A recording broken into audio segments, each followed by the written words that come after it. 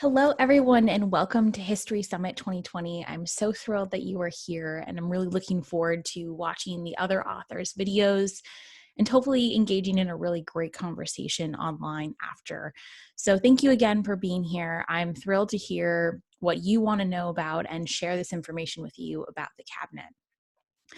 So during this crazy pandemic time, I have had the good fortune of being able to share my work on the cabinet with a number of different videos and different people. And so today, what I thought I would do, rather than focusing on some of the big themes that I've talked about at those other events, which you can actually find those links on my website, which is just listed below this video, I thought I would talk a little bit about one chapter in particular. And chapter 2 is called The Original Team of Rivals. Now, since you're history lovers, you probably know that Team of Rivals comes from Doris Kearns Goodwin's Team of Rivals about Lincoln's cabinet.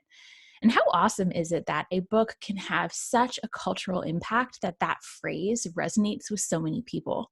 So I just wanted to call that out because I think that's an amazing aspect of history and readership, and I'm so thrilled that so many people are engaging with those kinds of stories.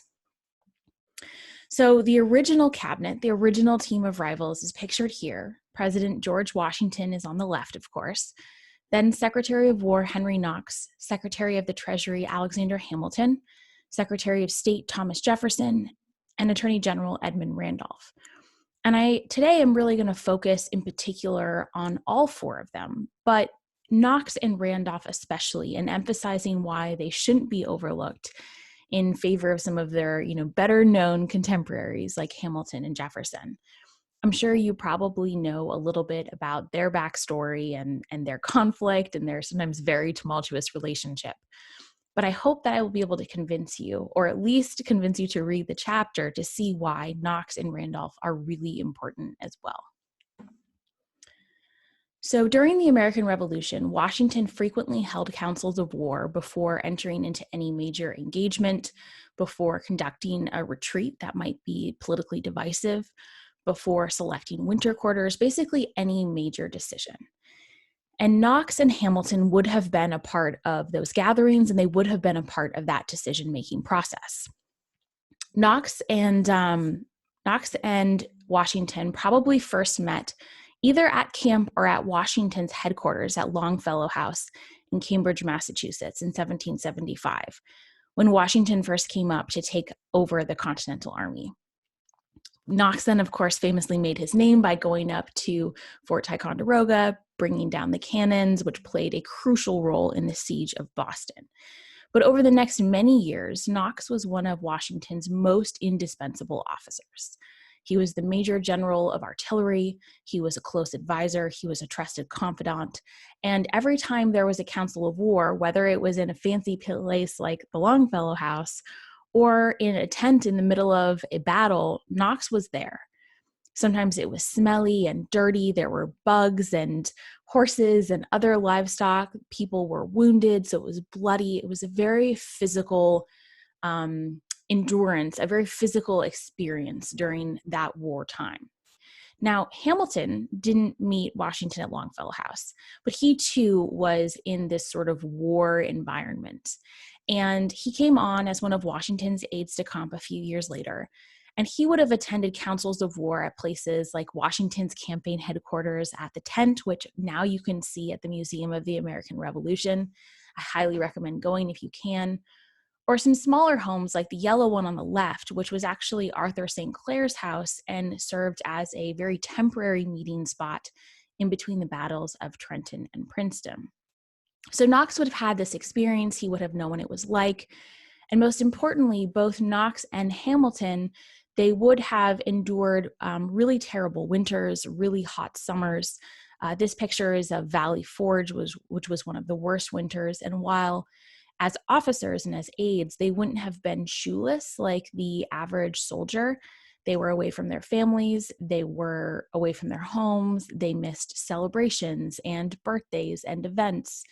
They were away from their businesses, so they missed out on the opportunity for economic development. And they really, really endured many, many years of these experiences and seen Congress's inability to provide what the Army actually needed to be successful. Congress couldn't raise money to provide troops or food or shoes or ammunitions or horses, any of these things that are sort of integral to a war effort. And like many soldiers, Knox and Hamilton came out of the war experience with a deep conviction that a more powerful executive, probably led by an individual president, was necessary to actually make the country work. And this was sort of informed by their militaristic nationalism, which was definitely inspired by their commitment to the military cause and the sacrifices that they had made. So they certainly shared these ideas with a lot of different soldiers, but they in particular were firmly convinced that this was necessary. And their post-war experiences only served to sort of bolster those convictions. Knox went on to serve as the commander of West Point in New York, and then he was the Secretary of War for the Confederation Congress. And in that capacity, he helped to negotiate treaties with Native Americans. He tried to reform the state militias and then also the national militia system. But really, he discovered that without funds, he couldn't ensure that the country complied with the terms of the treaties. He couldn't hire troops. He couldn't send the militia out to defend borders. And Congress was really just basically incapable of providing the sort of support that was necessary. So he was a firm supporter of the reform that came later. And once he was Secretary of War under Washington, he took full advantage of those new powers and opportunities to do what he had not been able to get done during the Confederation. Now, Hamilton had a slightly different post-war experience. He went back to New York after Yorktown, and he got his legal training. He became a lawyer. He worked in the New York state government, but he too became very frustrated because the state and the national system couldn't reform in a way that would permit appropriate collection of taxes or duties, and so they couldn't pay off their debt. And so quickly, the state and the nation was spiraling into a system where it was going to collapse because it simply couldn't participate in the international community. Now, Jefferson had a little bit of a different wartime experience. After serving in the Continental Congress, he went back to Virginia and served 2 terms as governor, and was really quite unlucky because his 2 terms of governor coincided with the British invasion of Virginia twice, and it was very destructive. So Jefferson at one point had to flee from the capital of Virginia back to Monticello and then flee Monticello to avoid British soldiers. And he received a lot of criticism for his behavior as governor. Some of it was perhaps fair, but some of it was really just baked into the system in that the governor didn't have the right or the power to call up the militia in a way that was necessary, to build up the state's defenses. And so there really wasn't much that Jefferson could do.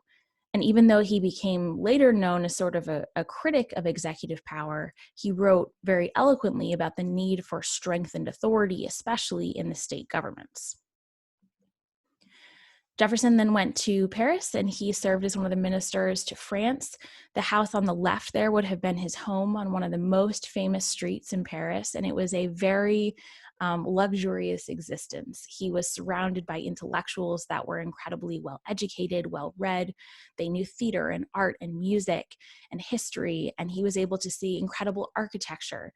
He also had fine wine and fine dining that were supplied by servants or enslaved people. And in diplomacy, if you raise your voice or even if you come to blows, that means that it's not working. So he had a very different experience in terms of the war effort because he was trying to use emotional and intellectual appeal, avoid conflict at all costs. And so that certainly spoke to him because he hated confrontation. But it definitely makes sense that when Jefferson and Hamilton came together in Washington's cabinet, they had very different feelings about those conversations, partly informed by what they had previously done in their public service. Now, finally, Edmund Randolph is a little bit in the middle. Randolph had served as one of Washington's earliest aides-de-camp, and so he almost certainly attended some of the councils of war pictured here with Washington when they were in camp. He then went back to Virginia. He served in the state government. He served as the Virginia Attorney General and then also as the governor of Virginia. And his tenure as governor was not dissimilar to Jefferson's in that it was very frustrating. He didn't have the authority to really beef up the border defenses that were necessary to protect citizens against attacks. He didn't really have the authority to reform the financial system to try and pay off the debts that the state had left over from the war. And so he really felt that he was completely powerless as governor to do anything that was important. And he certainly brought that sense of sort of incompetence to the cabinet, recognizing how important it was for there to be a strong central authority that can push military affairs or financial reform. So, when all of these guys gathered in the cabinet, they would have met in Washington's private study, which was on the second floor of the president's house, which sat at the corners of 6th and Market or 6th and High Streets in Philadelphia. And the room was relatively small. It was only about 15 by 21 feet. And by 21st century standards, it would have been incredibly stuffed with furniture because it really served a number of different purposes. Washington had his large desk where he did his writing and his correspondence and his work. There were bookcases to store the papers and gifts that he received as president. There was his dressing table because that's where he got dressed in the morning and where his enslaved manservant did his hair and helped him shave. There was a table and chairs for the secretaries to meet when they came in to meet as the cabinet. There was a globe and a stove, and the list goes on and on. So this was not a particularly spacious spot for the cabinet to meet. And when they met, they brought these different perspectives, these different opinions based on their past experiences to their conversations. And so naturally, there was some conflict. But what's really interesting is that despite their very diverse backgrounds and their diverse opinions, they all agreed that the cabinet needed to support the president and not serve as a competitor, as a detractor, as a limitation on executive power. And they worked very hard to ensure that other people viewed the president as a strong, powerful organization.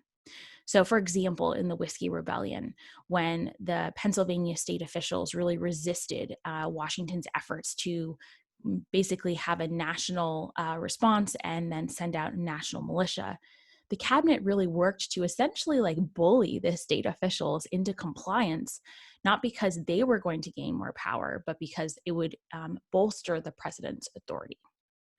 So I hope that I have whet your appetite to learn a little bit more about the cabinet. Thank you so much for being here again today. The book is The Cabinet, George Washington and the Creation of an American Institution. I hope you will consider buying it. The link is just below. Obviously, I can't do in-person signings right now, which kind of breaks my heart, but I did create personalized book plates that have a little hound on top, one because George Washington loved hounds, but I have a hound and I love hounds. So if you send me a picture of your book, I will write a personalized note and pop it in the mail and get it to you. So please, if you've already purchased the book or if you're going to, please do that. Reach out. I would love to hear from you. And now I hope you'll watch some of the other videos and head over to Twitter and ask some questions. We're all eagerly waiting for you. And thank you again for all being here. Talk to you soon.